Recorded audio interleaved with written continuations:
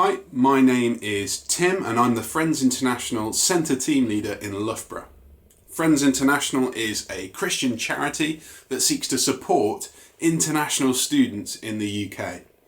And our mission is to work with the church to communicate the good news of Jesus to international students in both word and deed and in whole life cross-cultural discipleship. What does that involve? Well, that involves giving international students a warm welcome to the UK, experiences of British culture, and the opportunity to explore the Christian faith. And in this video, I am going to give you an example of what a typical day looks like in the life of a Friends International staff worker. I start the day like anyone else. I get up, which is always a good thing. I read my Bible and I pray. I make sure my wife and my son are all sorted, and then I get to work. Mornings are usually the time that I talk with churches that we're in partnership with. There's usually a few messages flying around about what we've got planned in the week, be that planning Bible studies or walks or a prayer meeting with other student workers. I spend a lot of my time working with the CU as well.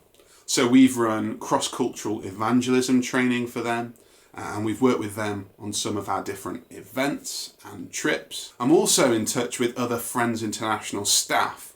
There's a really great network of staff in Friends International, and we're able to quickly share resources and exchange ideas on outreach and events, as well as encourage one another in prayer. In the afternoons, I'll often have one-to-one meetings set up with students or team members. Sometimes this is just about grabbing a coffee with a student and seeing how they're doing. It can also be a time set aside for group or one-to-one Bible study. For example, at the moment we're using an introduction to Christianity called the Visa course. It covers all of those things you need to know, like how we know God exists, why Jesus died, and what it means to be a Christian. And since the Visa course is developed and published by Friends International, it's tailored to international students. So it takes into account language and the kinds of questions that international students might be asking. And it's brilliant to see international students suddenly grasp the power and the grace of the gospel.